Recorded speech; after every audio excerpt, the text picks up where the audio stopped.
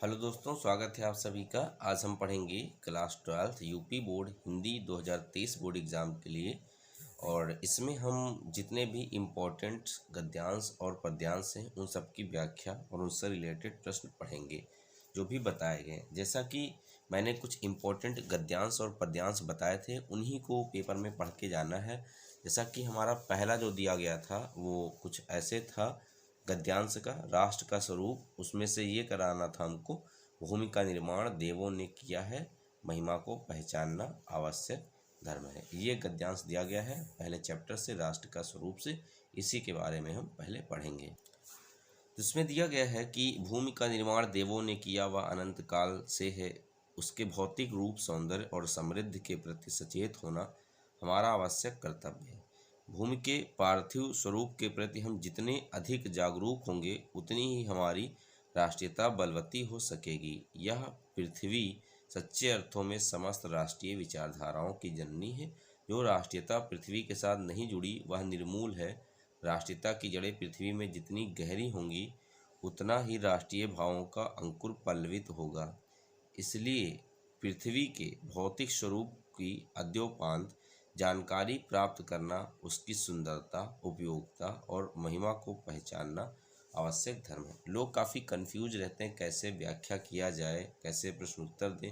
आइए देखते हैं। ये बोर्ड एग्जाम 2015, 17, 19 और 22 में पूछा गया। जैसा कि पहला क्वेश्चन दिया गया, उपर्युक्त गद्यांश का संदर्भ लिखिए। उपर्युक्त गद्यांश का संदर्भ लिखिए। तो देखते हैं पहला आंसर कैसे लिख सकते हैं। तो संदर्भ में हम लिखेंगे कि प्रस्तुत गद्यांश, चाहे ऐसे लिखें, प्रस्तुत गद्यांश सुविदित साहित्यकार डॉक्टर वासुदेव शरण द्वारा लिखित, वरना आप जैसे लिखते हैं प्रस्तुत गद्यांश हमारी पाठ्य पुस्तक कहाँ से, हिंदी के गद्य भाग में संकलित राष्ट्र का स्वरूप नामक पाठ से अवतरित है, जिसके लेखक डॉक्टर वासुदेव शरण अग्रवाल जी हैं। ये हो गया इसका पहला क्वेश्चन। क्लियर। दूसरा क्वेश्चन दिया गया, रेखांकित अंश की व्याख्या कीजिए। देखो, इसकी व्याख्या बहुत ही आसान होती है। हम कैसे क्या हमें करना चाहिए, जैसे व्याख्या लिखनी है तो हम कहेंगे प्रस्तुत गद्यांश में लेखक कहता है कि, अभी जो लाइनें दी गई हैं जो हाईलाइटेड हैं इन्हीं की व्याख्या करते हैं। कुछ वर्ड्स का कन्वर्जन कर देते हैं, बदल कर अर्थ लिखना रहता है, बस वही व्याख्या है। जहाँ पर समझ में ना आया वैसे ही वर्ड्स आप लिखते हैं, आपको पूरे नंबर मिल जाएंगे। तो लेखक कहता है यहाँ से, जो राष्ट्रीयता पृथ्वी के साथ नहीं जुड़ी, तो वह कहना चाहता है कि उस राष्ट्रीयता का कोई अर्थ नहीं होता है, वह निर्मूल होती है, बिना किसी मूल के होती है, बिना किसी उद्देश्य के होती है। जो राष्ट्रीयता पृथ्वी के साथ जुड़ी नहीं रहती है। क्लियर। राष्ट्रीयता की जड़ें पृथ्वी में जितनी गहरी होंगी, वह कहना चाहता है राष्ट्रीयता की जड़ें पृथ्वी में जितनी गहराई तक जाएंगी उतना ही लोगों के मन में राष्ट्रीय भाव जो हैं वो क्या होंगे, अंकुरित होंगे। क्लियर। इसलिए पृथ्वी के भौतिक स्वरूप की अद्योपांत जानकारी प्राप्त करना, उसकी सुंदरता, उपयोगिता और महिमा को पहचानना आवश्यक धर्म है। अब इस लाइन की जैसे हम व्याख्या करें तो क्या कहेंगे कि इसीलिए पृथ्वी के भौतिक स्वरूप, अर्थात इसके भौतिक स्वरूप की अद्योपांत का मतलब शुरू से, अद्य मीन्स आज, पांत का मतलब अंत, अर्थात शुरुआत से लेके अंत तक हमें हर एक जानकारी प्राप्त होनी चाहिए। उसकी सुंदरता, उपयोगिता और महिमा को पहचानना ही हमारा अर्थात मानव का परम आवश्यक क्या है, धर्म है। तो व्याख्या बहुत ही आसान है लिखना। इस तरीके से हमें वर्ड्स में परिवर्तन करके व्याख्या लिख देनी। क्लियर। ये हो गया इसकी व्याख्या। आगे बढ़ते हैं। अब जैसे इन्होंने दे दिया गद्यांश, ये सॉरी यहाँ से दिया गया है, राष्ट्रीयता की जड़ें पृथ्वी में जितनी गहरी होंगी उतना ही राष्ट्रीय भावों का अंकुर पल्लित होगा। इस पंक्ति से क्या आशय है, स्पष्ट कीजिए। तो अगर हम इसका आशय देखें, ये जो हाईलाइटेड लाइनें आपको बताई गई, करना कुछ नहीं, बस वही हाईलाइटेड लाइन की व्याख्या हमको बतानी है, बस वही उसका केंद्रीय भाव हो जाएगा। तो मैंने लिखा कि राष्ट्रीयता की जड़ें पृथ्वी में जितनी गहरी होंगी उतना ही राष्ट्रीय भावों का अंकुर पल्लवित होगा। इस पंक्ति का आशय है कि हम पृथ्वी के गौरवपूर्ण अस्तित्व के प्रति, अर्थात इसके अस्तित्व के बारे में जितना अधिक सचेत रहेंगे उतनी ही राष्ट्रीयता के बलवती होने की संभावनाएं होंगी। अन्य शब्दों में राष्ट्रीयता का आधार जितना सशक्त होगा, राष्ट्रीय भावनाएं भी उतनी अधिक विकसित होंगी। तो इसमें भी किया कुछ नहीं गया है, बस उन्हीं वर्ड्स को बदलकर लिख दिया गया है, यही इसका आंसर है। फिर दिया गया है यहाँ से कि गद्यांश का केंद्रीय भाव पर प्रकाश डालिए। गद्यांश के केंद्रीय भाव पर प्रकाश डालिए। अब केंद्रीय भाव जैसे लिखना है, वो कुछ भी पूछे, कुल मिलाकर आपको जो व्याख्या पढ़िए उसी के बारे में बताना है। केंद्रीय भाव मध्य विचार, इसका क्या कंक्लूजन आप निकालते हो उसके बारे में लिखिए। तो गद्यांश का केंद्रीय भाव यह है, उसी में जो लाइनें दी गई हाईलाइटेड, वरना पूरे इस गद्यांश के बारे में थोड़ा थोड़ा लाइन छोड़ करके अगर हम उनकी व्याख्या लिख दें तो वही इसका केंद्रीय भाव बनता है, सेंट्रल आइडिया। तो गद्यांश का केंद्रीय भाव है कि इसके अंतर्गत पृथ्वी की महिमा और उपयोगिता को अत्यंत प्रभावपूर्ण ढंग से स्पष्ट किया गया है। साथ ही साथ पृथ्वी ही समस्त राष्ट्रीय विचारधाराओं की जननी मानकर उसके गौरवपूर्ण अस्तित्व को बनाए रखने के लिए मानव को क्या किया गया है, सचेत किया गया है।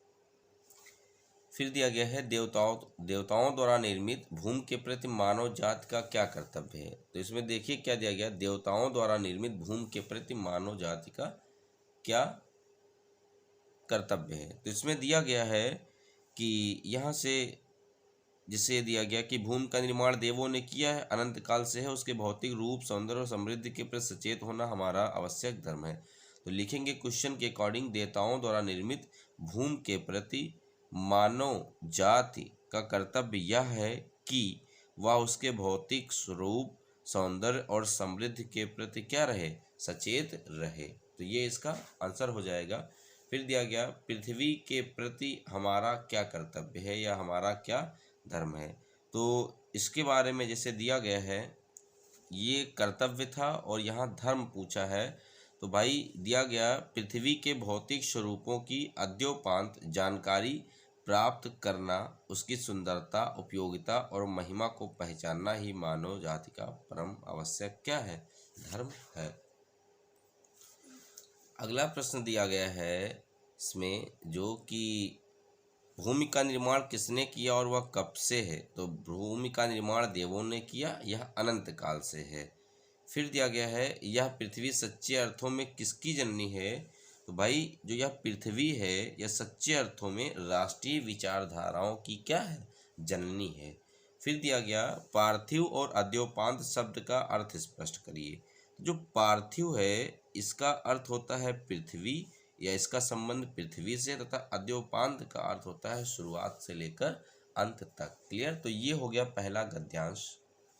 अगला गद्यांश दिया गया है जन का प्रवाह अनंत होता है। जन का प्रवाह अनंत होता है। सहस्त्र वर्षों से भूमि के साथ राष्ट्रीय जन से तादात्म्य प्राप्त किया। जब तक सूर्य की रश्मियाँ नित्य प्रातःकाल भुवन को अमृत से भर देती हैं, तब तक राष्ट्रीय जन का जीवन भी अमर है।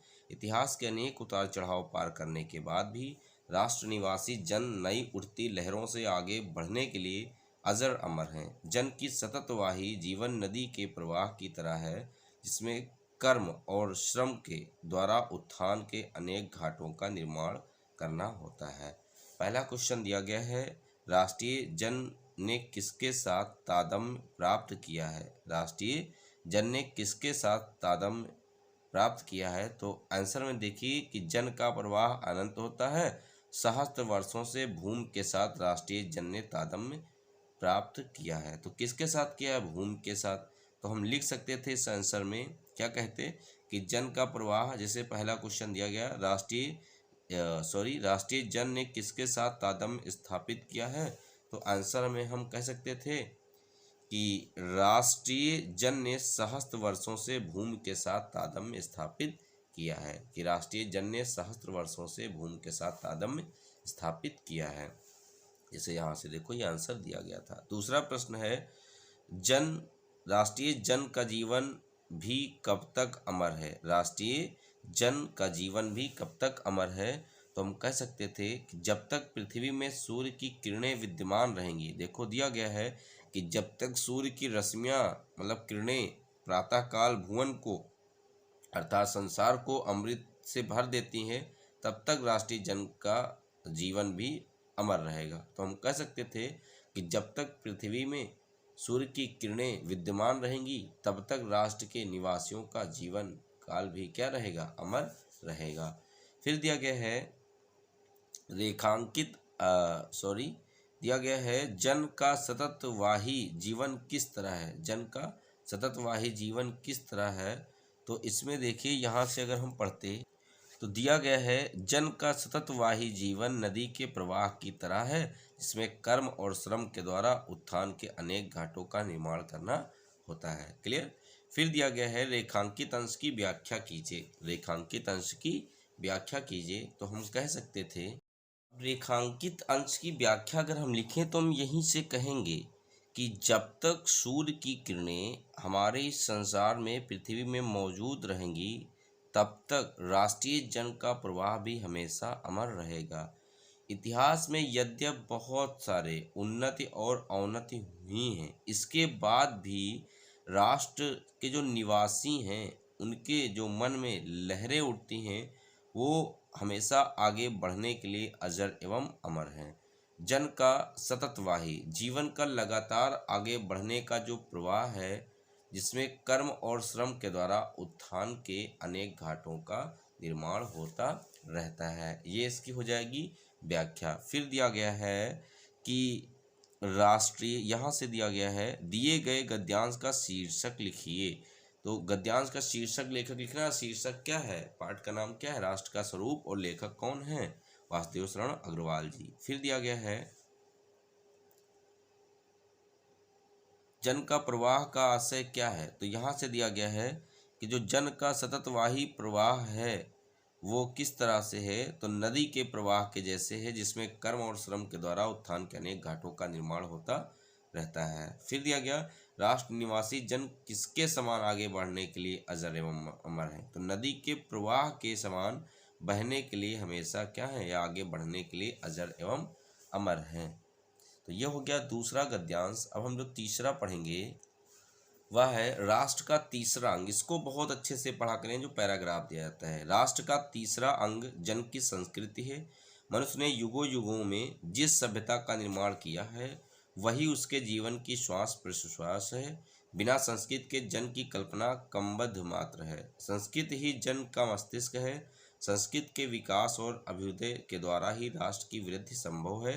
राष्ट्र के समग्र रूप में भूमि और जन के साथ साथ जन की संस्कृति का महत्वपूर्ण स्थान है। पहला पैराग्राफ दिया गया है राष्ट्र की वृद्धि कैसे संभव है। राष्ट्र की वृद्धि कैसे संभव है, तो इसमें हमने ये क्वेश्चन सर्च किया। इसका आंसर हम यहाँ से लिखते कि संस्कृत के विकास और अभ्युदय के द्वारा ही राष्ट्र की वृद्धि क्या है, संभव है। क्लियर। फिर दूसरा जो क्वेश्चन दिया गया है वह हमारा यहाँ से है, ये दिया गया है संस्कृत जन का मस्तिष्क किस प्रकार से है। संस्कृत जन का मस्तिष्क किस प्रकार से है, तो इसमें हम लिख सकते थे, यहाँ से पैराग्राफ से क्वेश्चन था कि संस्कृत जन का मस्तिष्क किस प्रकार से है। तो जैसा कि ये पैराग्राफ दिया गया था तो हम यहाँ से कहते इसमें ये था राष्ट्र का तीसरा अंग जन की संस्कृत है। तो कह सकते थे हम यहाँ से कि बिना संस्कृत के जन की कल्पना क्रमबद्ध मात्र है और संस्कृत ही लोगों का मस्तिष्क है। संस्कृत के विकास और अभ्युदय के द्वारा ही राष्ट्र की वृद्धि संभव है। अतः संस्कृत जो है जन की संस्कृत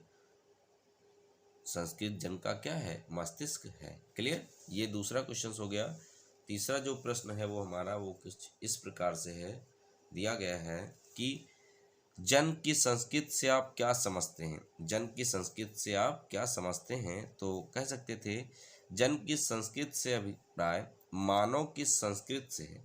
संस्कृत किसी समाज में गहराई तक व्याप्त उन गुणों के समान स्वरूप है, गुणों का समग्र स्वरूप है जो उस समाज या मनुष्य को सोचने, विचारने व कार्य करने के स्वरूप में अंतर्निहित होता है।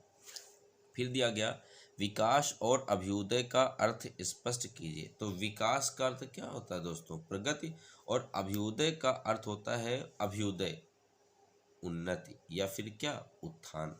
दिए गए गद्यांश का शीर्षक का नाम लिखना, ये मैं करा चुका हूँ। शीर्षक का नाम जो है वो क्या है, राष्ट्र का स्वरूप, और जो लेखक हैं वो है वासुदेव शरण अग्रवाल जी। फिर अगला गद्यांश है, माता अपने सब पुत्रों को समान भाव से चाहती है, इसी प्रकार पृथ्वी पर बसने वाले जन बराबर हैं, उनमें ऊंच और नीच का भाव नहीं है। जो मातृभूमि के उदय के साथ जुड़ा हुआ है वह समान अधिकार का भागी है। पृथ्वी पर निवास करने वाले जनों का विस्तार अनंत है। नगर और जनपद, पुर और गांव, जंगल और पर्वत नाना प्रकार के जनों से भरे हुए हैं। ये जन अनेक प्रकार की भाषाएं बोलने वाले हैं, अनेक धर्मों के मानने वाले हैं, फिर भी ये मातृभूमि के पुत्र हैं। अगर इसमें हम पहला प्रश्न देखें तो दिया गया है, पुत्र को समान भाव से कौन रखती है।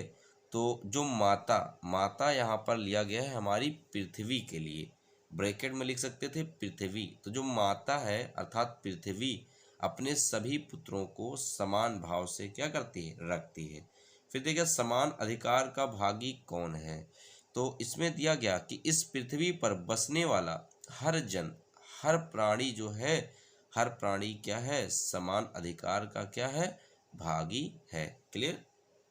फिर दिया गया पृथ्वी पर किसका विस्तार अनंत है। पृथ्वी पर किसका विस्तार अनंत है। तो हम कह सकते हैं कि जो पृथ्वी है, पृथ्वी जो है, पृथ्वी पर रहने वाले जनों का विस्तार अनंत है। देखो यहाँ पर दिया गया कि पृथ्वी पर रहने वाले जो जन हैं उनका विस्तार क्या है, अनंत है।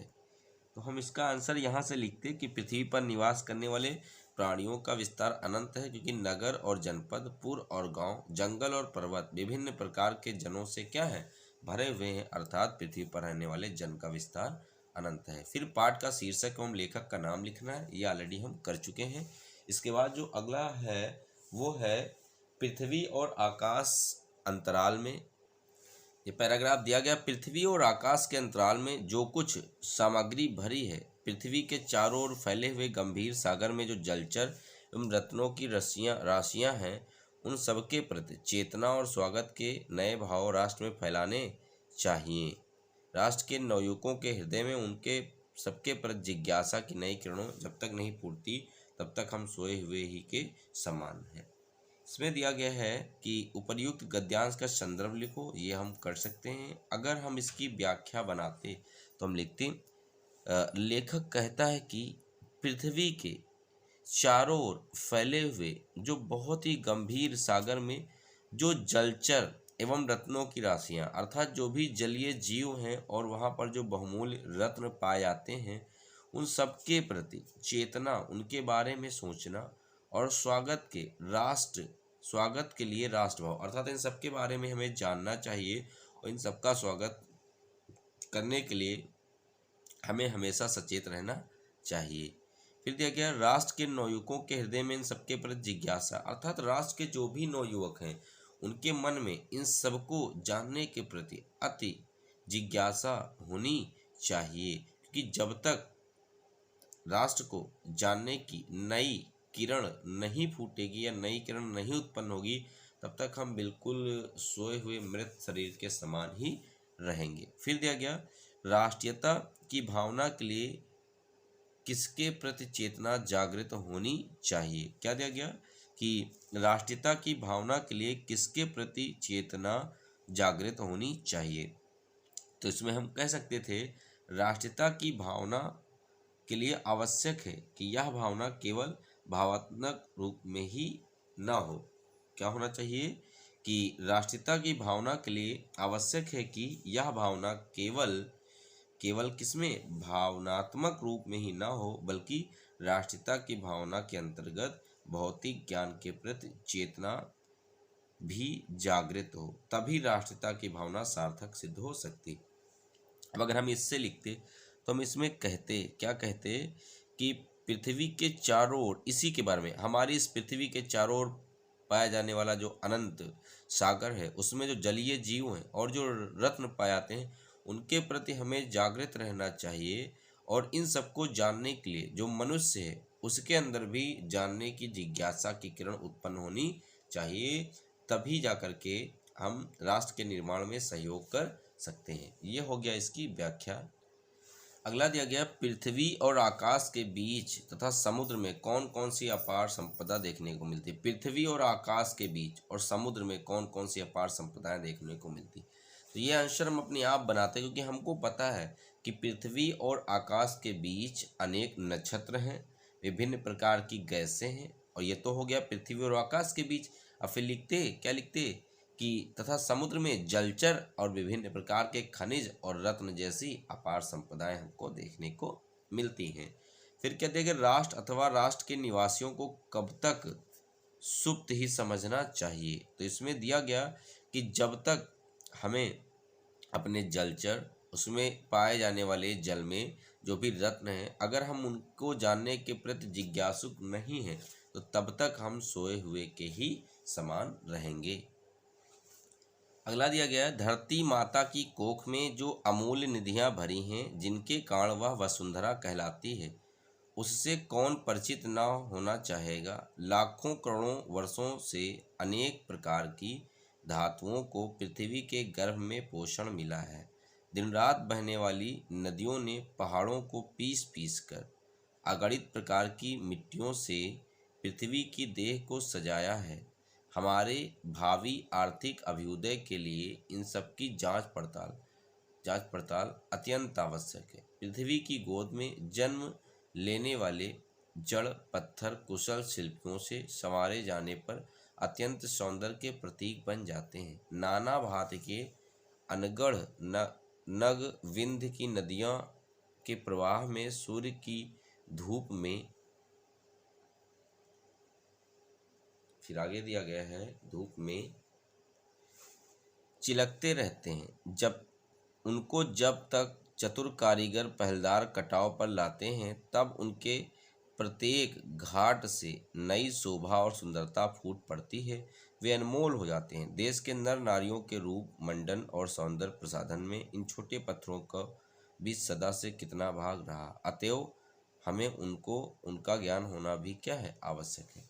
पहला दिया है, गद्यांश का पाठ और लेखक का नाम, ये हो जाएगा। रेखांकित अंश की जैसे हमें व्याख्या करनी है, तो रेखांकित अंश की व्याख्या के लिए हम क्या करेंगे, जो भी हाईलाइटेड पार्ट रहते हैं उनके बारे में हम लिखते हैं। जैसे यहाँ से दिया गया है, तो आइए देख लेते हैं इसकी व्याख्या। तो हम कहते हैं, लेखक कहता है कि हमारी आने वाली आर्थिक उदय अर्थात उत्थान के लिए हम सबको जांच पड़ताल आवश्यक है करना।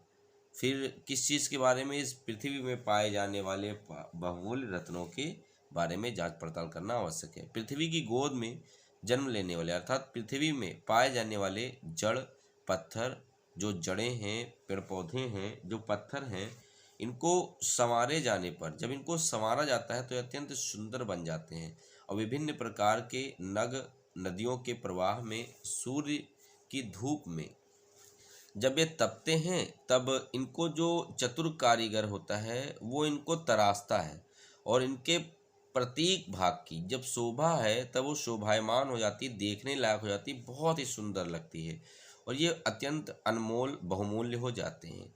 देश के नर नारियों के रूप मंडन और सौंदर्य प्रसाधन में इन छोटे अर्थात जो भी हमारे राष्ट्र के शुरुआत से लेकर अर्थात इतिहास में जो भी नर नारियों के सौंदर्य प्रसाधन में इन सब पत्थरों का भी बड़ा योगदान है, अर्थात ये मानव इतिहास के बारे में भी बताते हैं। अतः हमें इन पत्थरों का भी ज्ञान होना अति क्या है, आवश्यक है। फिर दिया गया है, हमारे भावी आर्थिक अभ्युदय के लिए किसकी जांच पड़ताल अत्यंत आवश्यक है। तो इसमें हम कह सकते थे यहाँ से कि हमारी पृथ्वी में पाए जाने वाले जो भी बहुमूल्य रत्न हैं उनकी जांच पड़ताल करना आवश्यक है, क्योंकि पृथ्वी की गोद में पाए जाने वाले जड़ पत्थर कुशल शिल्पियों से संवारे जाने पर अत्यंत सुंदर और सौंदर्य के प्रतीक बन जाते हैं। इसीलिए हमें क्या करना है, हमारी भावी आर्थिक अभ्युदय के लिए इन सब की जांच पड़ताल करना अत्यंत आवश्यक है। फिर दिया गया है, अगला प्रश्न दिया गया है यहाँ से कि उपर्युक्त गद्यांश में राष्ट्र निर्माण के किस प्रथम तत्व का महत्व दर्शाया गया। इसमें सब किसके बारे में बताया गया, भूमि के बारे में। तो हम कह सकते थे उपर्युक्त गद्यांश में राष्ट्र निर्माण के प्रथम तत्व जो कि क्या है, भूमि है अथवा पृथ्वी का महत्व दर्शाया गया है। फिर दिया गया है धरती को वसुंधरा क्यों कहा जाता है। धरती को वसुंधरा क्यों कहा जाता है? तो धरती को वसुंधरा इसलिए कहा जाता है या कहा गया है क्योंकि पृथ्वी अपने में अनेक प्रकार के मूल्यवान रत्नों अर्थात वस्तुओं को क्या किए है, धारण किए, इसीलिए इसको वसुंधरा कहा जाता है। ठीक है। फिर दिया गया पृथ्वी की देह को किसने और किससे सजाया है। तो पृथ्वी की देह को किसने सजाया है? तो हम कह सकते थे कि पृथ्वी के देह को दिन रात बहने वाली नदियों ने पहाड़ों को पीस पीस कर अगणित प्रकार की मिट्टियों से क्या किया है, सजाया हुआ है। फिर दिया गया है पहाड़ों को किसने पीसा है। पहाड़ों को किसने पीसा? तो हम लिख देते पहाड़ों को नदियों ने पीसा है। क्लियर। अगला गद्यांश हमारा होगा उस पहले पार्ट से, राष्ट्र के स्वरूप से मैंने कई सारे गद्यांश किए क्योंकि वहाँ से पूछे जाने की प्रोबेबिलिटी सबसे ज़्यादा है। अगला गद्यांश जो है वो अशोक के फूल से। इसमें जो हमें पढ़ना है वो 2 गद्यांश पढ़ने हैं। पहला दिया गया है मुझे मानव जात की दर्दुम निर्मम धारा के हजारों वर्ष का रूप साफ दिखाई दे रहा है। मनुष्य की जीवनी शक्ति बड़ी निर्मम है, वह सभ्यता और संस्कृति के वृथा मोहों को रौंदती चली आ रही। ना जाने कितने धर्माचारों, विश्वासों, उत्सवों और व्रतों को धोती बहाती या जीवन धारा आगे बढ़ी है। संघर्षों से मनुष्य ने नई शक्ति पाई है। हमारे सामने समाज का आज जो रूप है वह ना जाने कितने ग्रहण और त्याग का रूप है। पहला जो दिया गया शीर्षक और लेखक, तो दोस्तों पाठ का जो शीर्षक है वो क्या है, अशोक का फूल है, और लेखक का नाम क्या है, हजारी प्रसाद द्विवेदी है। फिर दूसरा प्रश्न दिया गया है मनुष्य की जीवनी शक्ति कैसी है। तो बताया गया है मनुष्य की जीवनी शक्ति कैसी, तो इसका आंसर दिया गया मनुष्य की जीवनी शक्ति बड़ी निर्मम है, वह सभ्यता और संस्कृति के वृथा मोहों को क्या करती चली आ रही, रौंदती चली आ रही है। ये इसका आंसर हो जाएगा। अगला प्रश्न दिया गया है मनुष्य ने नई शक्ति किससे पाई है। तो मनुष्य ने नई शक्ति किससे पाई है, संघर्षों से। तो हम लिख सकते हैं संघर्षों से मनुष्य ने नई शक्ति पाई है। फिर दिया गया समाज का वर्तमान रूप किसका प्रतिफल है। समाज का वर्तमान रूप किसका प्रतिफल है। तो भाई जो आज हमारा जो समाज दिख रहा है वो कई वर्षों का, लाखों वर्षों का संघर्ष का क्या है, रूप है। तो हम कह सकते थे समाज का वर्तमान रूप जो है वो क्या है, अनेकों संघर्षों से प्राप्त हुआ है और आपसी सामंजस्य वस्तुतः अनेक परंपराओं एवं मूल्यों के बीच समन्वय एवं संतुलन का प्रतिफल है। तो हम ऐसे लिख देते कि दिया गया है समाज का वर्तमान रूप किसका प्रतिफल है। तो समाज का वर्तमान रूप अनेक प्रकार के संघर्षों का प्रतिफल है। रेखांकित अंश की हमको व्याख्या करनी है तो बहुत ही आसान है रेखांकित अंश की व्याख्या करना। इसमें हम कहते कि लेखक कहता है कि मनुष्य की जो जीवन शक्ति है वो बड़ी ही निर्मम है और सभ्यता और संस्कृति के वृथा मोहों को यह हमेशा से क्या करती चली आ दबाती चली आ रही है। तो कहता है हमारे इस देश में या हमारे संसार में बहुत सारे धर्म, आचार और विश्वास और उत्सवों को के व्रतों को यह हमेशा से साफ करती धुलती चली आ रही है और यह जीवन की जो धारा है वो हमेशा ही आगे बढ़ती जा रही है। ये बन जाता हमारा पाठ्य का क्या, गद्यांश का जो भी हाईलाइटेड पार्ट है उसकी व्याख्या बन जाती। इसके बाद जो हम पढ़ेंगे वो है भाषा और आधुनिकता से। तो इसमें पहला जो दिया गया है रमणीयता और नित्य नूतनता अन्योन्याश्रित है। रमणीयता के अभाव में अर्थात ये दोनों रमणीयता और नित्य नूतनता दोनों एक दूसरे पर हमेशा आश्रित रहते हैं।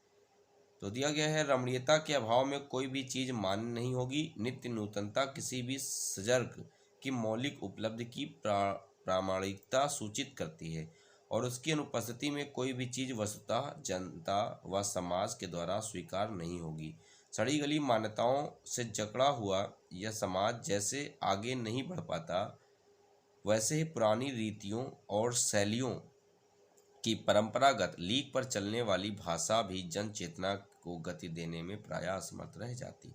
भाषा समूची युग चेतना की अभिव्यक्ति का एक सशक्त माध्यम है और ऐसी सशक्तता तभी वह अर्जित कर सकती है जब वह अपने युगानुकूल सही मुहावरों को ग्रहण कर सके।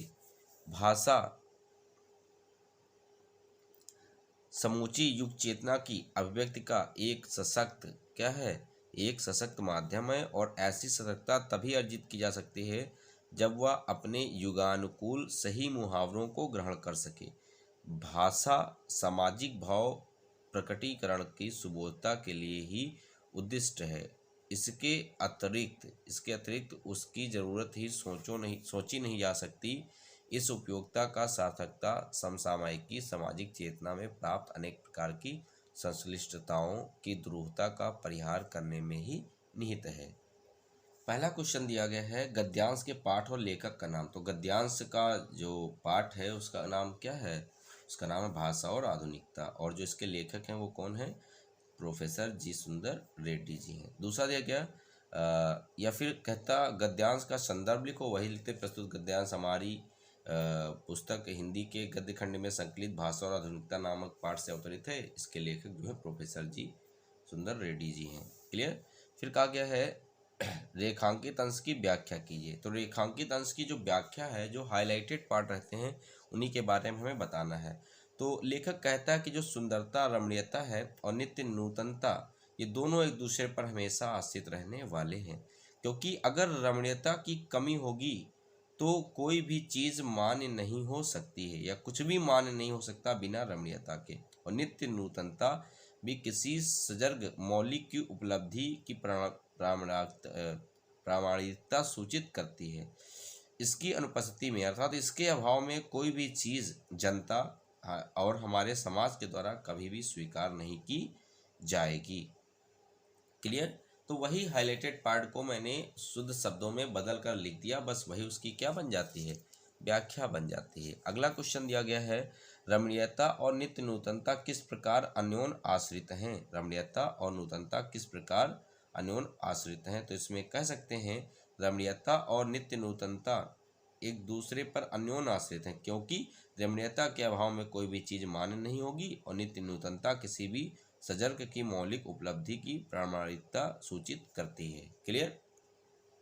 अगला दिया गया है कि रमणीयता और नित्य नूतनता किस प्रकार की अन्योन्य आश्रित हैं। तो ये मैंने बता दिया। फिर प्रस्तुत गद्यांश के अनुसार नित्य नूतनता किसे सूचित करती है। तो नित्य नूतनता किसे, तो नित्य नूतनता जो है किसी भी सजर की मौलिक उपलब्धि की प्रामाणिकता सूचित करती है। ये इसका आंसर बन जाता। फिर दिया गया है कैसी भाषा जन चेतना को गति देने में प्रायः असमर्थ रह जाती है। तो इसमें आंसर देखिए पैराग्राफ में यहाँ से दिया गया है कि पुरानी रीतियों और शैलियों की परंपरागत लीक पर चलने वाली भाषा भी जन चेतना को गति देने में असमर्थ रह जाती है। क्लियर। फिर दिया गया लेखक के अनुसार भाषा किसका और कैसा माध्यम है। तो पैराग्राफ में आंसर दिया गया था कि भाषा जन चेतना को गति देने में असमर्थ रह जाती है, यहाँ तक हो गया। फिर आगे दिया गया भाषा समूची युग चेतना की अभिव्यक्ति का एक सशक्त क्या है, माध्यम है। ये इसका आंसर हो जाएगा। फिर दिया गया है युग चेतना की सशक्त अभिव्यक्ति का साधन क्या है। तो क्या हो जाएगा इसका आंसर, भाषा हो जाएगा। क्या बन जाएगा, भाषा बन जाएगा। ठीक है ना। तो हम लिख सकते थे युग चेतना की सशक्त अभिव्यक्ति का साधन भाषा है। अन्योन्य आश्रित और परंपरागत शब्दों का अर्थ स्पष्ट कीजिए। तो भाई जो अन्योन्य आश्रित है इसका अर्थ है एक दूसरे पर अवलंबित या एक दूसरे पर आश्रित होना, और जो दूसरा जो दिया गया है परंपरागत, इसका अर्थ होता है परंपरा से चला आता हुआ हो जाएगा। अगला है भाषा स्वयं संस्कृत का एक अटूट अंग है। तो ये भाषा किसका, संस्कृत का एक अटूट अंग है। संस्कृत परंपरा से निःसृत होने पर भी परिवर्तनशील और गतिशील है। उसकी गति विज्ञान की प्रगति के साथ जोड़ी जाती है। वैज्ञानिक आविष्कारों के प्रभाव के कारण उद्भूत नई सांस्कृतिक हलचलों को शाब्दिक रूप देने के लिए भाषा के परंपरागत प्रयोग पर्याप्त नहीं है। इसके लिए नए प्रयोगों की, नई भाव योजनाओं को व्यक्त करने के लिए नए शब्दों की खोज की महती आवश्यकता है।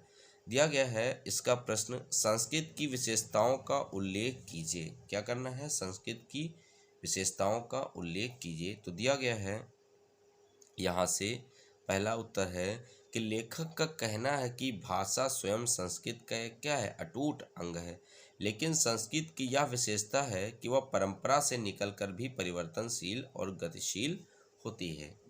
दूसरा है, नए शब्दों की खोज की आवश्यकता क्यों होती है? तो आंसर दोस्तों दिया गया था कि नए प्रयोगों की, नई भाव योजनाओं को व्यक्त करने के लिए नए शब्दों की खोज की आवश्यकता होती है। फिर दिया गया उद्भूत और परंपरागत का क्या लिखना है? हमको अर्थ लिखना है। तो उद्भूत का मतलब होता है दोस्तों उदय या प्रकट, और परंपरागत का मतलब होता है पहले से चली आ रही कोई प्रथा, उसको बोलते हैं परंपरागत। क्लियर? फिर रेखांकित अंश की व्याख्या करनी है तो बहुत ही आसान है इसकी व्याख्या करना। हम लिखेंगे, लेखक कहता है कि वैज्ञानिक आविष्कारों के प्रभाव के कारण कोई उद्भूत नई सांस्कृतिक हलचलों को शाब्दिक रूप देने के लिए भाषा के परंपरागत प्रयोग प्राप्त नहीं। कहने का मतलब, कोई भी अगर वैज्ञानिक आविष्कार होता है और इसके जो प्रभाव के कारण उद्भूत का मतलब मैंने बताया था प्रकट होना, इसके वैज्ञानिक प्रभाव के कारण उत्पन्न कोई सांस्कृतिक हलचल जो है, अगर उसको हमें एक नया रूप देना है तो भाषा के परंपरागत जो साधन है वो हमारे लिए पर्याप्त नहीं है, अर्थात हमें नए साधनों का भी आविष्कार करना पड़ेगा। फिर दिया गया है, उपर्युक्त गद्यांश का पाठ का शीर्षक लिखना है और लेखक का नाम। तो ये ऑलरेडी हम बता चुके हैं। फिर भाषा किसका अटूट अंग है? तो पहले ही पढ़ा गया था लाइन में, भाषा स्वयं संस्कृत का एक अटूट अंग है। किसकी गति विज्ञान की प्रगति के साथ जोड़ी जाती है? तो किसकी गति जोड़ी जाती है? सांस्कृतिक हलचलें शाब्दिक रूप देने के लिए परंपरागत प्रयोग के लिए पर्याप्त नहीं है। ये सब इसमें जैसे दिया गया है। तो आइए इस पैराग्राफ से इसका आंसर ढूंढते हैं। तो प्रश्न ये था कि किसकी गति विज्ञान की प्रगति के साथ जोड़ी जाती है? तो भाई संस्कृत की गति क्या हो जाएगा? संस्कृत की जो गति है वो विज्ञान की गति के साथ जोड़ी जाती है। किसकी गति विज्ञान की प्रगति के साथ जोड़ी जाएगी? तो संस्कृति की गति। फिर दिया गया सांस्कृतिक हलचलें किसके लिए पर्याप्त नहीं है? तो सांस्कृतिक हलचलें शाब्दिक रूप देने के लिए क्या कह सकते थे? सांस्कृतिक हलचलें शाब्दिक रूप देने के लिए भाषा के परंपरागत प्रयोग के लिए पर्याप्त नहीं है। ये हो जाता इस पैराग्राफ का आंसर। अगला पैराग्राफ है, भाषा की साधारण इकाई शब्द है। शब्द के अभाव में भाषा का अस्तित्व ही दुरूह है। यदि भाषा में विकासशीलता शुरू होती तो शब्दों के स्तर पर ही है। दैनिक सामाजिक व्यवहारों में हम कई ऐसी नवीन शब्दों का इस्तेमाल करते हैं जो अंग्रेजी, अरबी, फारसी आदि भाषाओं के उधार लिए गए हैं, विदेशी भाषाओं से उधार लिए गए। वैसे ही नए शब्दों का गठन भी अनजाने में अनायास ही होता है। क्वेश्चन पहला है कि किसके अभाव में भाषा का अस्तित्व दुरूह है? तो शब्दों के अभाव में भाषा का अस्तित्व ही क्या है? दुरूह है। ये इसका आंसर बन जाता। फिर देखिए, नए शब्दों का गठन कैसे होता है? नए शब्दों का गठन कैसे होता है? तो दिया गया, नए शब्दों का गठन अनजाने में अनायास ही होता है। क्लियर?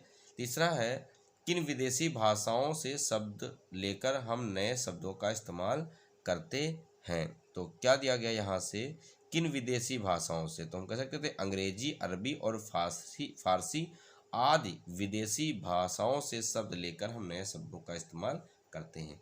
भाषा की साधारण इकाई क्या है? तो भाषा की साधारण इकाई क्या है? शब्द है। तो भाषा की साधारण इकाई शब्द है। फिर दिया गया है, गद्यांश का शीर्षक और लेखक का नाम लिखिए। तो मैं बता चुका हूँ, जो गद्यांश का शीर्षक है वो क्या है? पाठ के नाम के बारे में लिख देना है और लेखक का नाम लिख देना है कि शीर्षक का नाम भाषा और आधुनिकता है और जो लेखक हैं वो जी सुंदर रेड्डी हैं। या फिर प्रस्तुत गद्यांश हमारी पाठ्य पुस्तक हिंदी के गद्य खंड में संकलित भाषा और आधुनिकता नामक पाठ से लिया गया। इसके लेखक जो है वो कौन है? प्रोफेसर जी सुंदर रेड्डी जी हैं।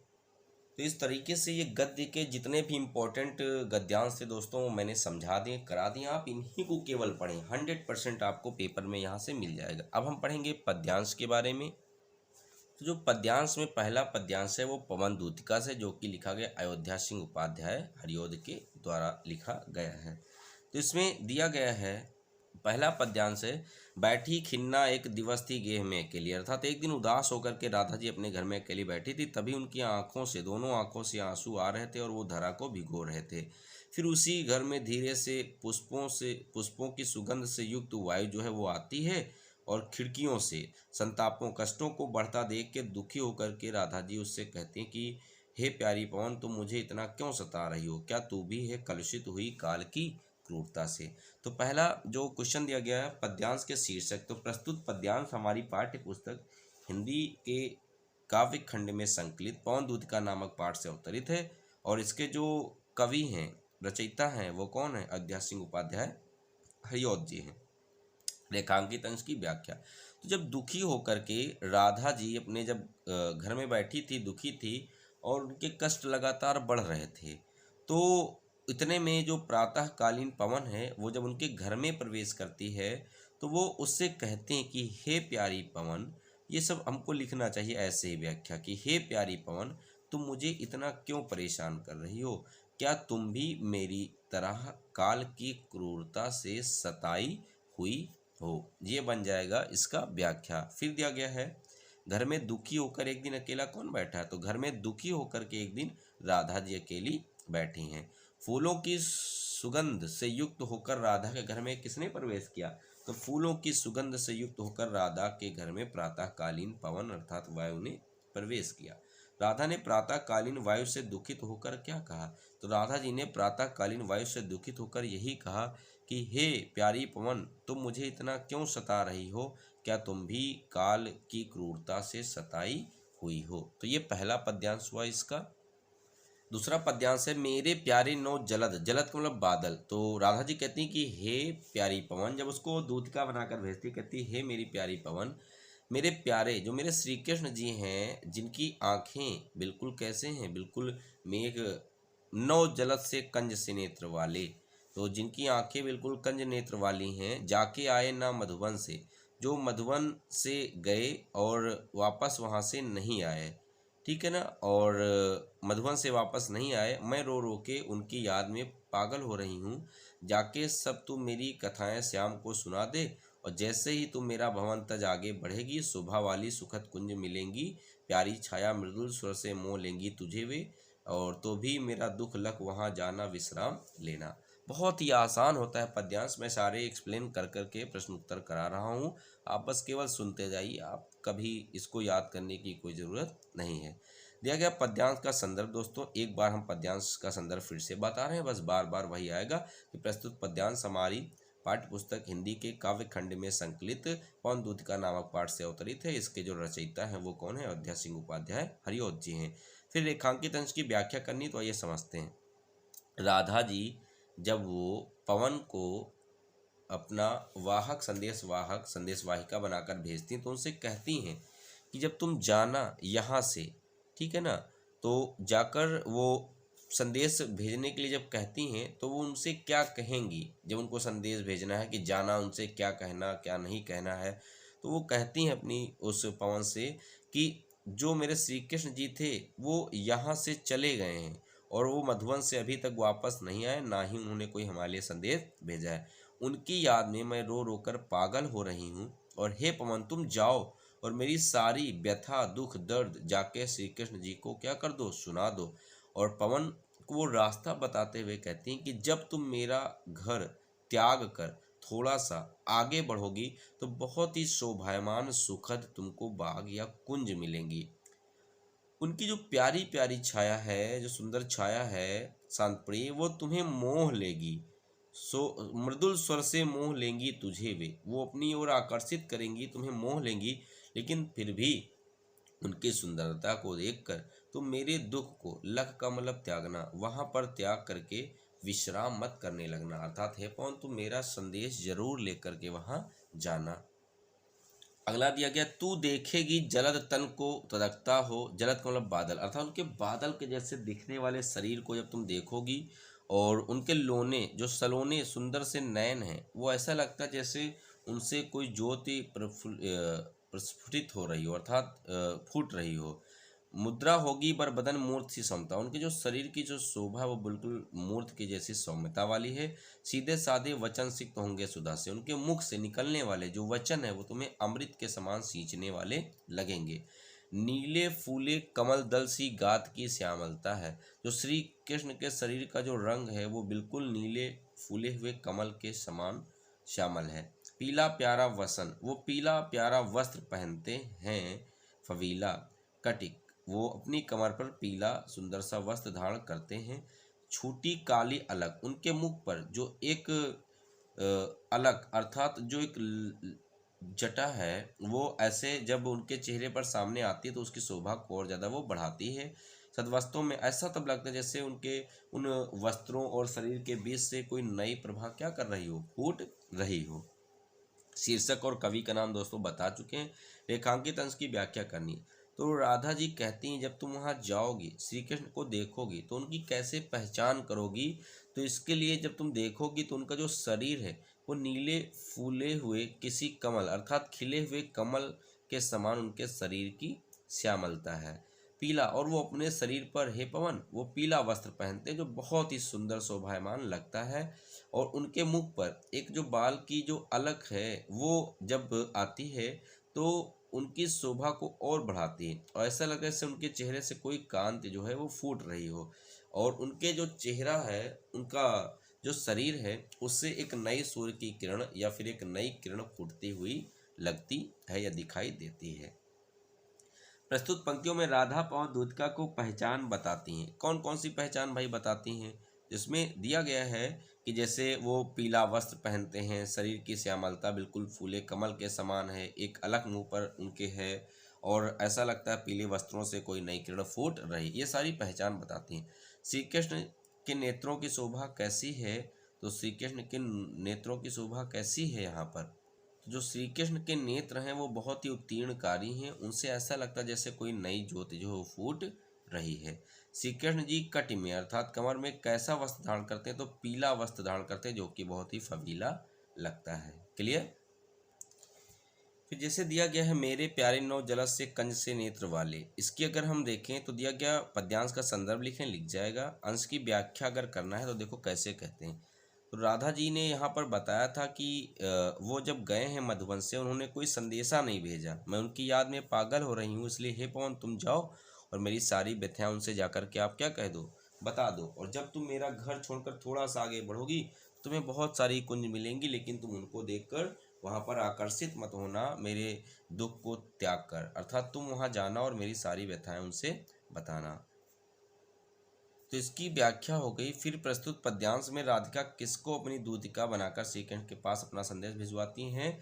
तो प्रस्तुत पद्यांश में राधिका जी जो है वो पवन को दूतिका बना करके श्री कृष्ण के पास अपना संदेश भिजवाती हैं।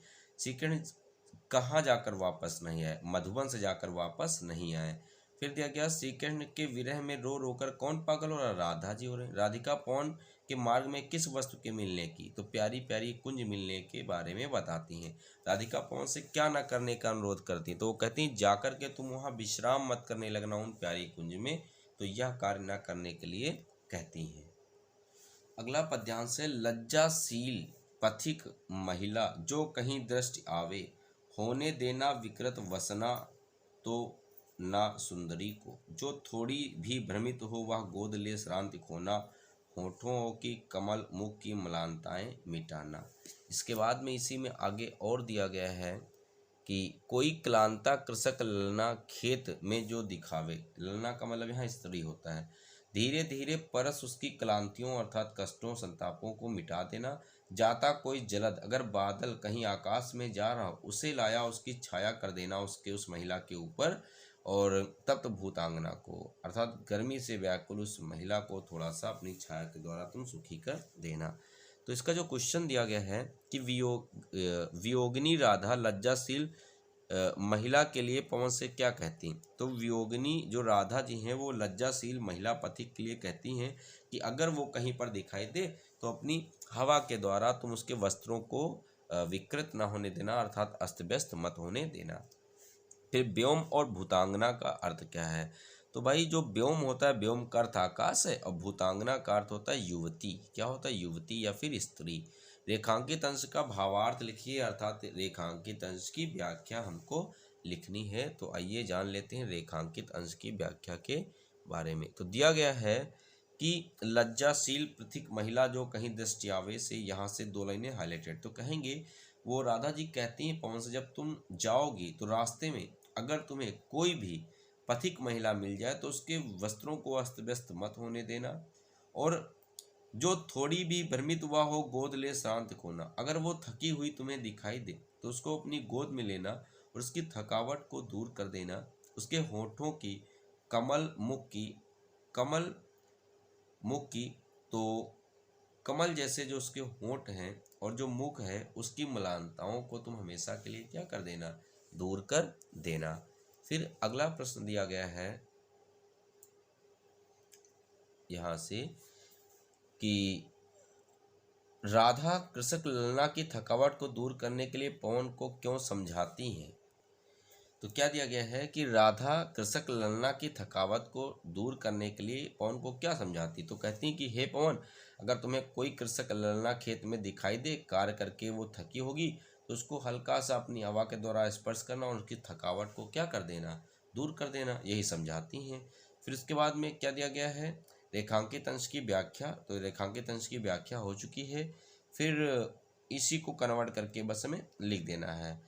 दिया गया है उपयुक्त गद्यांश का पाठ का शीर्षक और लेखक का नाम लिखिए। तो शीर्षक और लेखक के बारे में हम पढ़ चुके हैं। इसके बाद अगला पाठ हो जाएगा कैकेयी का अनुताप, जो कि मैथिलीशरण गुप्त जी के द्वारा लिखा गया। इसमें जो पहला पद्यांश है, हे भरत भद्र, तो वो कहते हैं श्री राम जी बड़े ही शिष्टाचार के साथ कि हे भरत, अब कहो अभीप्स, अब अपनी तुम इच्छा बताओ क्या रह गई है। सब सजग हो गए। जब सबने सभा में मौजूद देवी देवता और जो सभा में मौजूद नीचे जन थे, उन्होंने जब ये सुना तो वो सजग रह गए। ऐसा लगा जैसे उनका कोई सपना हो जो भंग हो गया हो। तो भरत कहते हैं कि हे आर्य, अब भी क्या भरत की कोई इच्छा शेष रहनी चाहिए? मुझे तो बिना किसी बाधा के राज्य मिल गया और तुम्हें जो है वनवास मिल गया पेड़ों के नीचे रहने के लिए, और पिताजी ने तड़प तड़प कर अपने प्राण त्याग दिए। क्या अब भी भरत की कोई इच्छा शेष रहनी चाहिए सौभाग्य की? तो वो कहता, हाँ, इसी अयस अर्थात इसी पाप के हेतु तो मेरा जन्म हुआ था कि अपनी ही माता के हाथ मेरा हनन अर्थात विनाश होगा। अब तुम ही बताओ, क्या हे आर्य कोई और मेरी इच्छा शेष रहनी चाहिए? संसार नष्ट है। उस व्यक्ति का तो संसार नष्ट हो जाता है जिसका घर भ्रष्ट हो गया हो, और मुझसे मैंने ही आज स्वयं मुँह फेरा, और मुझसे आज मैं अपने आप से ही नजरें नहीं मिला पा रहा हूँ। हे आर्य, अब तुम ही बताओ, क्या मेरी कोई और इच्छा शेष रहनी चाहिए? प्रभु ने भाई को पकड़, ये बातें सुनकर प्रभु श्री कृष्ण ने उनको गले से लगा लिया और अपने आंसुओं से उन्हें सिक्त किया या भिगो दिया।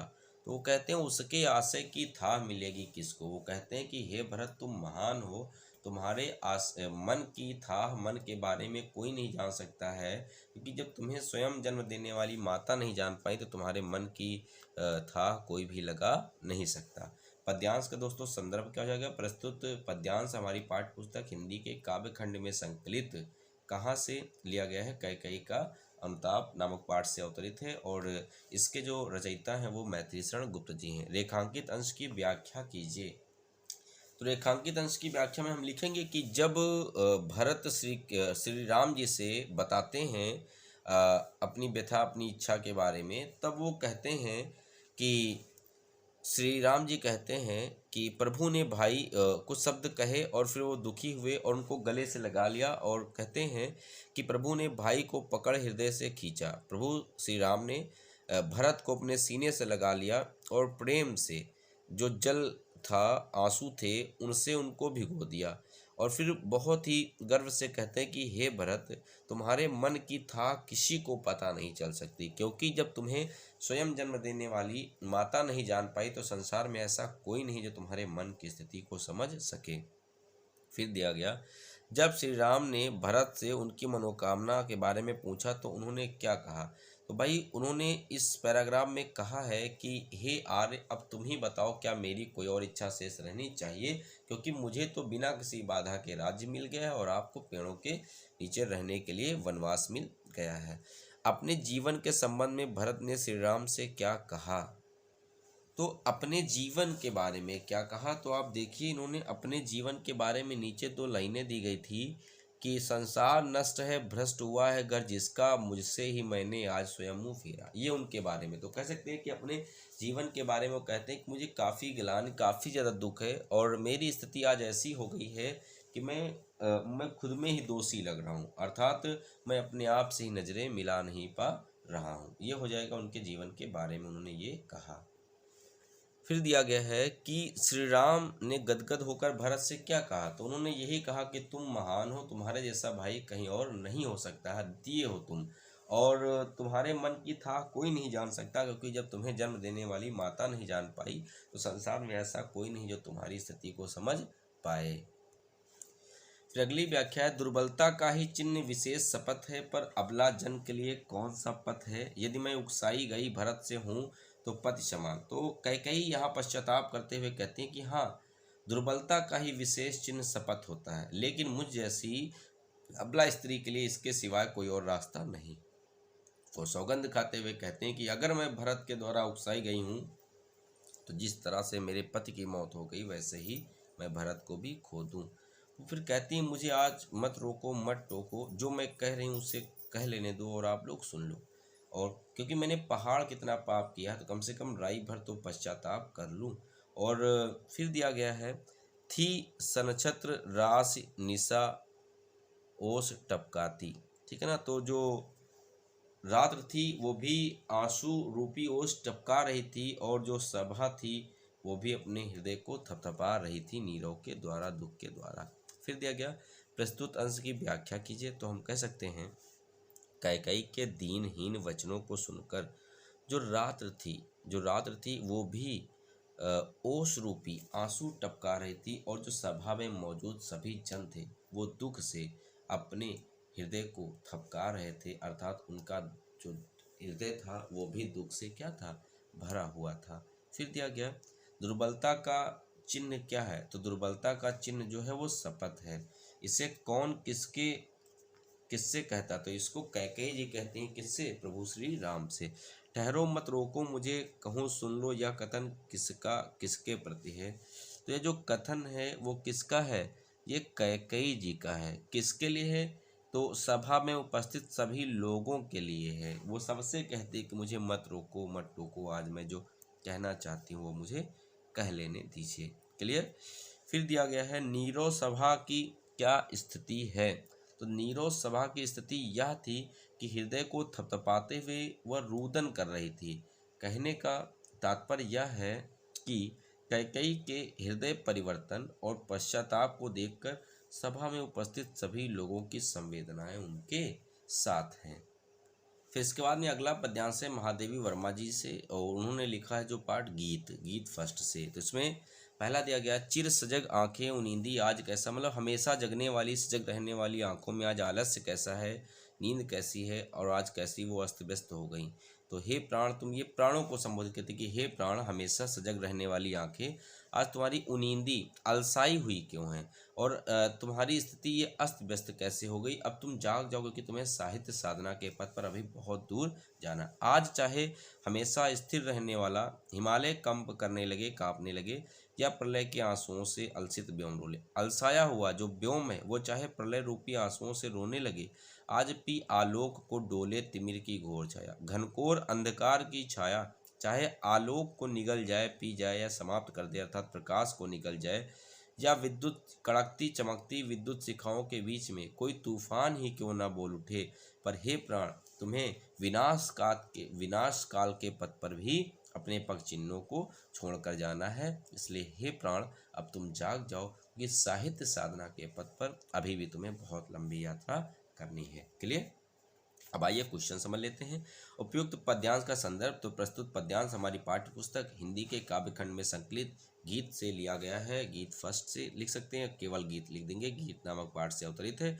इसकी जो रचयिता है वो महादेवी वर्मा जी हैं। तो ये हो जाए। रेखांकित अंश की व्याख्या लिखना है, तो प्राणों को संबोधित करते हुए महादेवी वर्मा जी कहते हैं कि हे प्राण, आज चाहे हमेशा स्थिर रहने वाला हिमालय जो है उसका हृदय क्यों ना कांपने लगे, या हमेशा अलसाया हुआ जो व्योम है वो प्रलय रूपी आंसू क्यों ना बहाने लगे, या घनघोर अंधकार की छाया संपूर्ण प्रकाश को क्यों न निकल जाए, और कड़कती चमकती विद्युत शिखाओं के बीच में तूफान क्यों ना आ जाए। लेकिन हे प्राण, ऐसी विपरीत परिस्थितियों में भी तुम्हें विनाश के पथ पर अपने पग चिन्हों को, अपनी पहचान को छोड़ते हुए जाना है।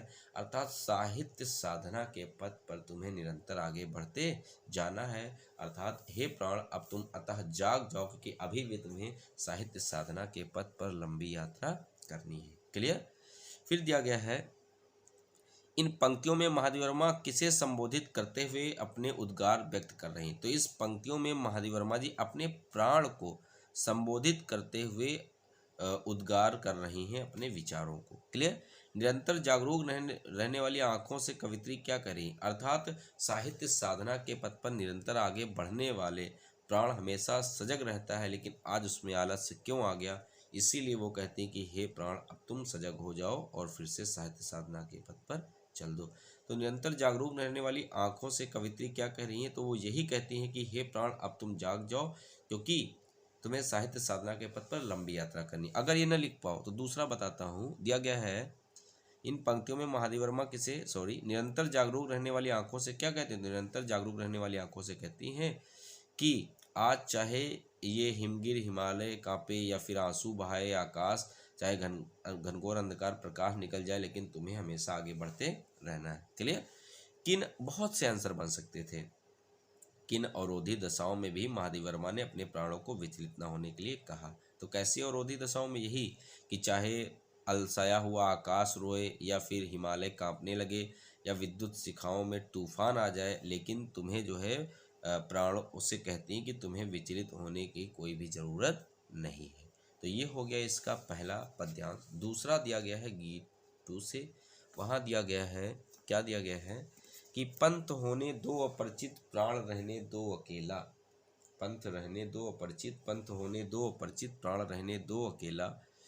आज घेर ले छाया अमाबन, आज कज्जल, अमा मतलब अमावस। तो अपने प्राणों को संबोधित करते हुए कहते हैं कि हे प्राण, जो साहित्य साधना का पथ, पहले हिंदी समझें तो हम इसकी व्याख्या बहुत अच्छे से बना पाएंगे कि हे प्राण, साहित्य साधना का पथ तुम अपरिचित रहने दो और उस पर तुम अकेले पथिक हो, कोई बात नहीं। आज चाहे अमावस की छाया क्यों न घेर ले, या कज्जल असुरों में रिमझिम यह घिरा घन, या फिर जो घनघोर ये बादल अंधकार युक्त है, वो चाहे आज कज्जल असुरों से, और जो काजल लगी मेरी जो आंखें हैं, वो चाहे रिमझिम आंसुओं की बारिश क्यों ना कर दें। वो और नयन होंगे जो सूख जाते होंगे, जिनके तिल बुझ जाते हैं और पलकें रूखी हो जाती हैं, लेकिन मेरा जो मन, जो चित्त है, वो सत विद्युतों में दीप खिला। सत विद्युतों में अर्थात सबों विद्युत दीपों में भी, आंधी तूफान में भी हमेशा जलता रहेगा। पाठ का शीर्षक और कवित्री ये लिख जाएगा, संदर्भ उसी को कहते हैं। अंश की व्याख्या लिखनी है तो प्राणों को संबोधित करते हुए कहती कि हे प्राण, तुम्हें साहित्य साधना के पथ पर चलते रहना है, चाहे क्योंकि भले ही साहित्य साधना का पथ अपरिचित है और तुम उस पर अकेले प्राणी हो, और फिर भी चाहे अमावस की छाया तुम्हें क्यों न घेर ले और मेरी काजल लगी आंखें आंसू रूपी वर्षा क्यों न करने लगे, लेकिन तुम्हें आगे बढ़ते रहना, क्योंकि मेरा प्राण ऐसा है जो सत विद्युतों में भी अर्थात सबों दीपों में भी आंधी तूफान में जलने की क्षमता रखता है। क्लियर। तो ये हो गया इसका आंसर। फिर दिया गया है, इन पंक्तियों में कवित्री किसकी कठिनाइयों का विवरण प्रस्तुत करती हुई अपने भाव प्रकट कर रही। तो साहित्य साधना के पथ पर जो कठिनाइयाँ आती हैं उन्हीं का विवरण प्रस्तुत कर रही हैं। फिर दिया गया है, अपनी छाया और आँखों के संबंध में कवित्री क्या कहती हैं। तो अपनी आँखों के संबंध में ये कहती कि चाहे भले ही मेरी काजल लगी आँखें आंसू रूपी वर्षा क्यों ना कर दें, लेकिन हे प्राण, तुम हमेशा साहित्य साधना के पथ पर आगे बढ़ते रहना। भले ही मेरी छाया तुम्हें अमावस के जैसे क्यों ना घेर ले, लेकिन तुम हमेशा आगे बढ़ते रहना। फिर दिया गया है, और होंगे नयन सूखे पंक्ति का आशय स्पष्ट करिए।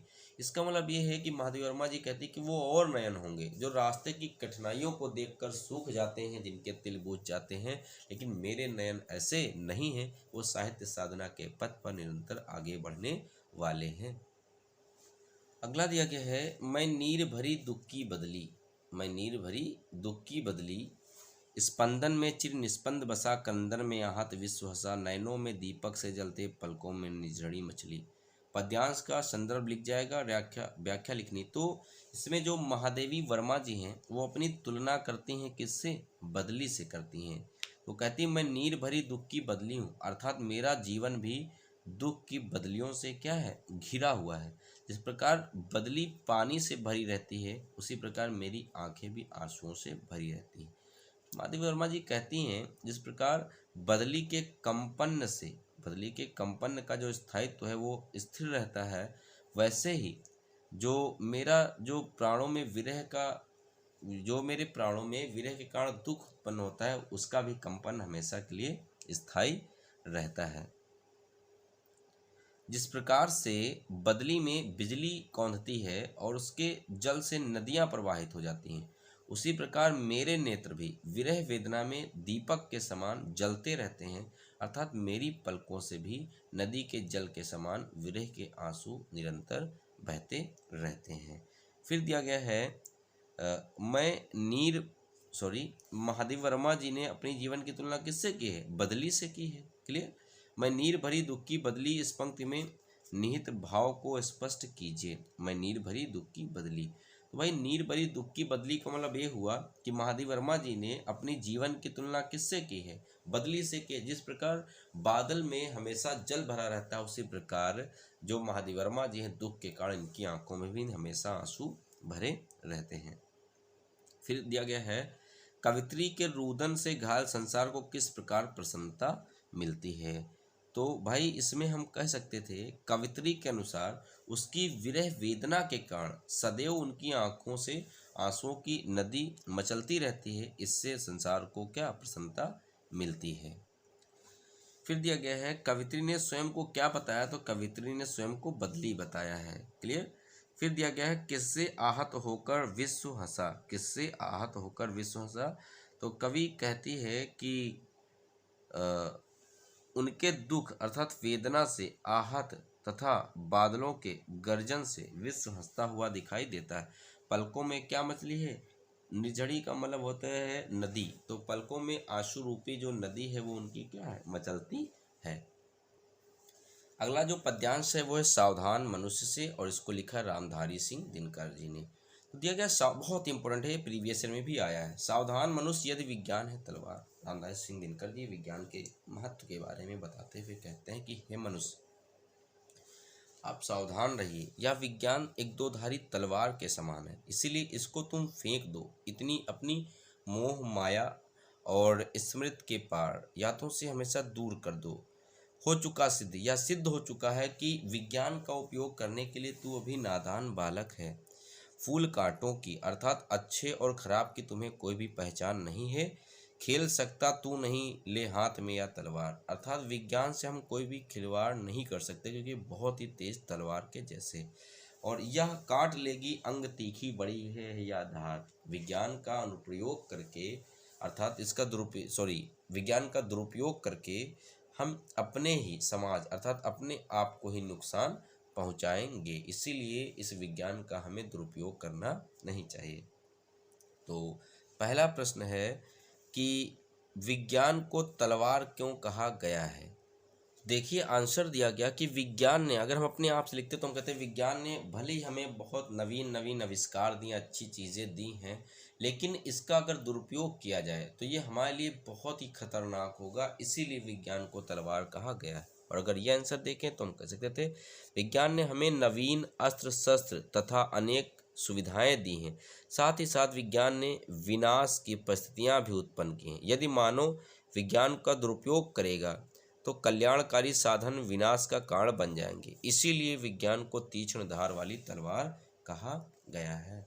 फिर अगला प्रश्न दिया गया है खा नंबर, मनुष्य को शिशु और अज्ञान क्यों बताया गया है? तो इसमें दिया गया है कि मनुष्य की क्रियाओं और विज्ञान के उपयोगों की पद्धति देखकर, अर्थात मनुष्य की विज्ञान के साथ जो क्रिया है और जो उसके उपयोग हैं उसको देखकर स्पष्ट हो चुका है कि विज्ञान का संपूर्ण उपयोग करने के लिए मानव अभी क्या है, अबोध है। इसीलिए उसको क्या कहा गया है, मनुष्य को शिशु कहा गया है। क्लियर। फिर क्या दिया गया है, अगला प्रश्न है, यहाँ मानव को क्या संदेश दिया गया है, यहाँ मानव को क्या संदेश दिया गया है। तो भाई प्रस्तुत पद्यांश में मानव को विज्ञान के बढ़ते हुए प्रयोगों के प्रति सचेत रहने का संदेश दिया गया है। फिर रेखांकित अंश की व्याख्या अगर हमें लिखनी, आइए समझते हैं, अपने शब्दों में व्याख्या लिखते हैं। तो विज्ञान के उपयोग एवं अनुप्रयोग को बताते हुए रामधारी सिंह दिनकर जी कहते हैं कि हे मनुष्य, यह सिद्ध हो चुका है कि विज्ञान का अभी तुम्हें संपूर्ण ज्ञान नहीं है, इसीलिए इसका उपयोग समुचित करने के लिए अभी तुम केवल शिशु के समान हो, और अगर इसका हम दुरुपयोग करेंगे तो फूल कांटों की तुझे नहीं पहचान। अर्थात विज्ञान का उचित और अनुचित अभी तुम्हें पूरा इसका ज्ञान नहीं है, और अगर दुरुपयोग करोगे तो ये तुम्हें ही हानि पहुंचाएगी, और अर्थात तुम अपना ही नुकसान कर लोगे। इसलिए इस विज्ञान जैसी तलवार को तुम्हें हाथ में लेकर इसका दुरुपयोग नहीं करना है। फिर दिया गया है उपयुक्त गद्यांश का उपयुक्त पद्यांश का शीर्षक लिखिए और इसके कवि का नाम बताइए। तो शीर्षक क्या हो जाएगा, सावधान मनुष्य, और जो इसके कवि हैं वो हो जाएंगे रामधारी सिंह दिनकर जी। अगला जो पद्यांश है वो है जयशंकर प्रसाद जी के पाठ से, जिसका नाम है श्रद्धा मनु। इसमें जो दिया गया है, कौन तुम संस्कृत जलनिध तीर तरंगों से फेंकी मणि, एक कर रहे निर्जन का चुपचाप प्रभा की धारा से अभिषेक, मधुर विश्रांत और एकांत जगत का सुलझा हुआ रहस्य, एक करुणामय सुंदर मौन और चंचल मन का आलस्य। तो संदर्भ अगर लिखें तो हम कहेंगे प्रस्तुत पद्यांश हमारी पाठ्य पुस्तक हिंदी के काव्य खंड में संकलित श्रद्धा मनु पाठ से अवतरित है। इसके जो रचयिता हैं वो जयशंकर प्रसाद जी हैं। रेखांकित अंश की व्याख्या, जब प्रलय आता है संसार में तो वो जो श्रद्धा है वो मनु से कहती हैं कि तुम कौन हो। ऐसा लगता है जैसे संसित जलनिध तीर समुद्र की लहरों के द्वारा फेंकी गई मणि से प्रतीत होते हो। यहाँ अलंकार जो उपमा है से दिया गया, तो जिस प्रकार से समुद्र लहरों के द्वारा मणि को तट के किनारे फेंकता है, वैसे तुम भी फेंके हुए प्रतीत हो रहे हो मणि के जैसे। और इस निर्जन वीरान स्थान का चुपचाप प्रभा की धारा से अभिषेक, और इसका जो प्रभा जो सूर्य की किरण जैसे पृथ्वी पर आती है, वैसे तुम भी इस स्थान का अभिषेक कर रहे हो। मधुर विश्रांत और एकांत जगत का सुलझा हुआ रहस्य, एक करुणा में सुंदर मौन और चंचल मन का आलस्य। तो वो कहती हैं कि मधुर विश्रांत और एकांत ये जगत का सुलझा हुआ रहस्य है, एक करुणा में सुंदर मौन और चंचल मन का आलस्य। तुम्हारे इस चंचल मन में करुणा का सागर है, और तुम्हारा जो मन है वो अत्यधिक इस समय क्या है, अलसाया हुआ है। फिर दिया गया उपयुक्त पंक्तियों में किसका परिचय पूछ रही हैं, तो जो श्रद्धा है वो मनु से उनका परिचय पूछ रही हैं। कौन अपनी कांत से वीराने को या वीरान स्थान को शोभायमान कर रहा है, तो जो मनु हैं वो अपनी कांत से वीराने को शोभायमान कर रहे हैं। प्रभा की धारा से अभिषेक में कौन सा अलंकार है, इसमें हो जाएगा रूप उपमा अलंकार। जैसे प्रभा की धारा करती है वैसे ही इनके बारे में कहा गया है, तो ये रूप उपमा अलंकार हो जाएगा। अगला है दुख की पिछली रजनी बीच विकसता सुख का नवल प्रभात, एक पर्दा या झीना नील छिपाए जिसमें सुख का गाज, जिसे तुम समझे हो अभिशाप जगत की ज्वालाओं का मूल, ईश का वह रहस्यमयी वरदान कभी मत जाओ इसको भूल। प्रस्तुत पद्यांश के पाठ का कवि का नाम लिखना है, तो भाई कवि इसके कौन है, जयशंकर प्रसाद जी हो जाएंगे। पाठ का नाम क्या, श्रद्धा मनु है। रेखांकित अंश की व्याख्या, तो कहती हैं दुख की पिछली रजनी बीच विकसता, यद्यप जीवन में दुख आता है लेकिन दुख की रात के बीच ही सुख का जो नया सवेरा है वो छिपा रहता है, इसलिए तुम्हें दुखी रहने की कोई ज़रूरत नहीं है। तो यहाँ फिर दिया गया नवल तथा गात शब्द का अर्थ लिखिए। नवल का अर्थ नया और गात का मतलब होता है शरीर या फिर देह। फिर दिया गया है यहाँ तुम किसके लिए प्रयुक्त किया गया है और वो किसको क्या समझ बैठी हैं। तो यहाँ जो तुम है वो शब्द मनु के लिए प्रयुक्त हुआ है और वह दुख को अभिशाप समझ बैठा है। क्लियर। फिर क्या दिया गया है यहाँ यह किसका कैसा वरदान है। तो यह ईश्वर का दुख रूपी वरदान है जो मानव को सुख प्राप्त करने के लिए सदा प्रेरित करता रहता है। फिर दिया गया श्रद्धा किसके हताश मन को प्रेरणा देती है। तो मनु के। रजनी किसका प्रतीक होती है। रजनी दुख का प्रतीक होती है। सुख का नवल प्रभात कब आता है। तो दुख की रात के बाद में ही, या सुख का नवल प्रभात दुख की रात के बाद आता है। अगला दिया गया है शक्ति के विद्युत कण जो व्यस्त विकल बिखरे हो निरुपाय, समन्वय उसका करो समस्त विजयनी मानवता हो जाए।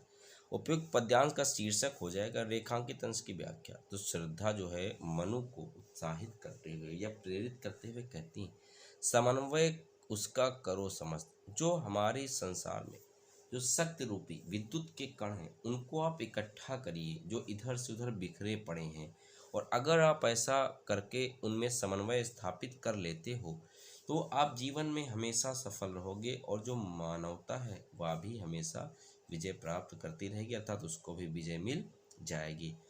इन पंक्तियों में श्रद्धा ने मनु को कौन सी बात बताई। तो वो यही कहती हैं कि जो हमारा संसार है उसमें शक्ति के विद्युत कण बिखरे पड़े हुए हैं, और अगर हम इन सब का समन्वय स्थापित कर लें इन सब में, तो इससे जो मानवता है वो हमेशा विजय प्राप्त करने वाली बन जाएगी। समस्त सृष्टि की रचना किनसे हुई है। तो समस्त जो सृष्टि की रचना हुई है वो शक्ति के विद्युत कणों से हुई है, छोटे छोटे कणों से मिलकर के हुई है।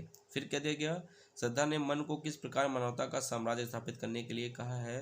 तो ऐसी मानवता का साम्राज्य स्थापित करने के लिए कहा है जिससे इस संसार को हमेशा लाभ मिले, अर्थात मानवता को लाभ पहुंच सके। ऐसी मानवता का साम्राज्य स्थापित करने के लिए वो प्रेरित कर रही हैं किसको, मनु को। इस तरीके से गद्यांश और पद्यांश की जितनी भी व्याख्याएं थी वो कंप्लीट होती हैं। बाकी जैसे संस्कृत मैंने डिटेल में एक एक वर्ड एक्सप्लेनेशन पढ़ाया है, उसका अगर आपने वो वीडियो नहीं देखा तो डिस्क्रिप्शन बॉक्स में उसकी लिंक अवेलेबल है। और जो हिंदी साहित्य का इतिहास है दोस्तों, अगर आपके पास टाइम कम है तो 1 घंटे की एक रीतिकाल तक, आदिकाल भक्तिकाल रीतिकाल तक वीडियो है, उसको पढ़ लें। 5 नंबर वहाँ से मिल सकता है। और फिर आधुनिक काल की अलग सारी वीडियो प्रोवाइड कराई गई हैं। जो हिंदी में लेटर पत्र आते हैं उनको भी बताया गया है, और उसका भी वीडियो डिस्क्रिप्शन बॉक्स में लिंक द्वारा दिया गया है। इसके बाद में जो निबंध बचता है, निबंध जनसंख्या वृद्धि, पर्यावरण प्रदूषण, इन सब के बारे में भी जितने प्रदूषण हैं उनको भी मैं पहले करा चुका हूं। उनका भी जो लिंक है वो डिस्क्रिप्शन बॉक्स में प्रोवाइड है, आप वहां से जा कर के देख सकते हैं। Thank you.